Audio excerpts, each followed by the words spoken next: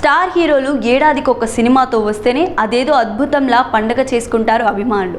అలాంటిది వాళ్ళ నుంచి 2 సినిమాలు వస్తే ఇంకేమైనా ఉందా? అయినా మన ఆశ గాని అసలు ఇప్పుడున్న పాన్ ఇండియా ప్రపంచంలో ఏడాదికి 2 సినిమాలు సాధ్యమేనని అనుకుంటున్నారు కదా. సాధ్యమే. అది ఎలాగో ఈ ఎక్స్క్లూజివ్ స్టోరీలో చూద్దామా. పాన్ ఇండియన్ ట్రెండ్ మొదలైన తర్వాత ఏడాదికి ఒక సినిమా కాదు 2-3 ఏళ్లకు కానీ ఒకసారి కనిపించట్లేదు మన హీరోలు. ఇలాంటి టైంలోనే ఏడాదికి 2 సినిమాలు ఈజీగా చేస్తున్నారు ప్రభాస్. ఆయన ప్లానింగ్కు మిగిలిన హీరోలంతా ఫిదా అవుతున్నారు. 2024లోను కల్కితో వచ్చిన ప్రభాస్ 2025లోను 2 సినిమాలు ప్లాన్ చేస్తున్నారు. ప్రభాస్ ప్రస్తుతం రాజాసాబ్తో బిజీగా ఉన్నారు. మారుతి తెరకెక్కిస్తున్న ఈ చిత్ర షూటింగ్ చివరి దశకు వచ్చేసింది. దీంతో పాటు హను రాఘవపూడి ఫౌజీ షూటింగ్ వేగంగానే జరుగుతుంది.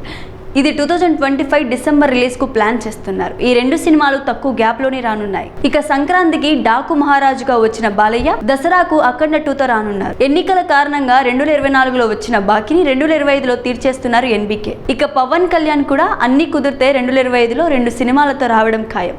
ఇప్పటికే మే 9న హరిహర వీరమల్లు డేట్ ఖరారైంది. ఇక ఓజీని కూడా ఇదే ఏడాది విడుదల చేయాలని చూస్తున్నారు మేకర్స్. ఇది సెప్టెంబర్లో వచ్చే అవకాశం లేకపోలేదు. ఇది జరిగితే ఫ్యాన్స్ కి పండగే. 2025 మే 1న హిట్ 3తో వస్తున్న నాని 8 నెలలు తిరిగేలోపే మార్చి 26, 2026 ది ప్యారడైజ్తో దండయాత్రకు సిద్ధమవుతున్నారు. మరోవైపు జూనియర్ ఎన్టీఆర్ ఆగస్టు 14న వార్ 2తో పలకరిస్తున్నారు. ఇదొచ్చిన 4 నెలల్లోనే సంక్రాంతికి ప్రశాంత్ నీల్ డ్రాగన్తో రానున్నారు. నాగార్జున సైతం 2025లో కుబేరా, కూలీ సినిమాలతో వస్తున్నారు.